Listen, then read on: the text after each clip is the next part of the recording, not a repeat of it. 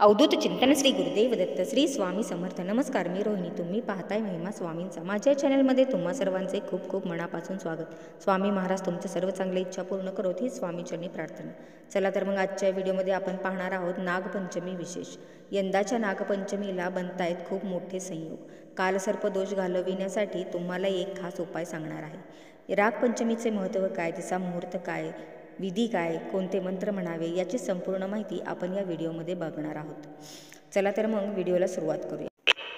यंदा नागपंचमी हा सण श्रावण महिन्यातील शुक्ल पक्षाच्या 5व्या दिवशी साजरा केला जातो. नागपंचमीला नागदेवतेची पूजा केल्याने साधकाच्या जीवनात सुख, समृद्धी, ऐश्वर येते. त्याचबरोबर शेतातील पिकांचे रक्षण करण्यासाठी या दिवशी नागदेवतेची पूजा केली जाते. तर जर तुमच्या कुंडलीत कालसर्पदोष असेल आणि त्यापासून मुक्ती मिळवायची असेल तर या दिवशी गायत्री मंत्राचा 108 वेळा जप करावा. यामुळे तुमचा त्रास कमी होईल आणि त्याचबरोबर छोट्या खोट्या आरोपांपासून तुमची सुटका होईल. 9 ऑगस्ट रोजी नागपंचमीचा सण देशभरात साजरा केला जाईल. नागपंचमी हा सण श्रावण महिन्यातील शुक्ल पक्षाच्या 5व्याच दिवशी साजरा केला जातो.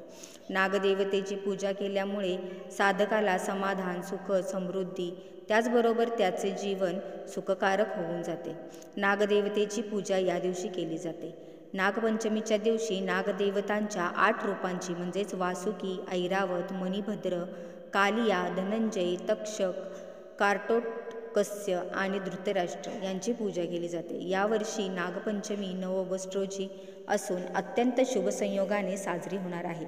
नागपंचमीची तिथी 9 ऑगस्ट 2024 रोजी सकाळी 8:15 सुरू होईल आणि दुसऱ्या दिवशी म्हणजेच 10 ऑगस्ट 2024 रोजी सकाळी 6:09 समाप्त होईल.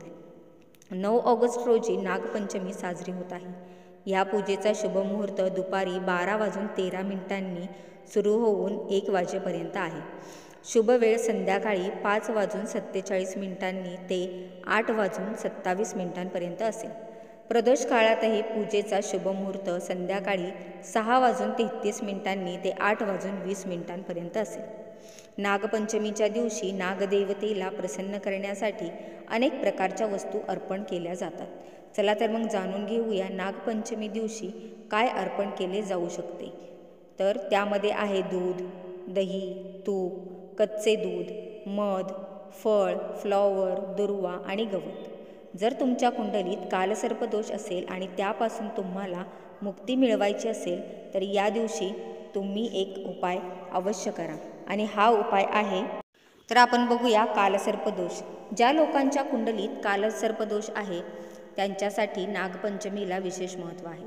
ज्या दिवशी नागदेवतेची पूजा केल्याने या कालसर्पदोषाचा प्रभाव कमी होतो. सर्पदंशापासून संरक्षण होते. नागपंचमीच्या दिवशी नागदेवतेची पूजा केल्याने सर्पदंशापासूनही तुमचे संरक्षण होते असे मानले जाते. समृद्धी आणि सुख. देवता धनाची देवताही मानली जाते. त्यामुळे त्याची पूजा केल्याने धनसमृद्धी वाढते. नागपंचमीला अनेक योगायोग घडतील. या योगायोगांमध्ये यंदा नागपंचमीच्या निमित्ताने शिववास योग, सिद्ध योग, साध्य योग, बाव आणि बलव योग, करण योग, हस्त नक्षत्र या शुभ संयोगाने यंदाची नागपंचमी साजरी होणार आहे. चला तर मग आजच्या व्हिडिओमध्ये एवढीच माहिती होती. व्हिडिओ आवडल्यास लाईक, शेअर आणि सबस्क्राईब करायला विसरू नका. पुन्हा भेटूया एका नव्या व्हिडिओमध्ये एका नव्या विषयासह. तोपर्यंत श्री स्वामी समर्थ. जय जय स्वामी समर्थ. धन्यवाद.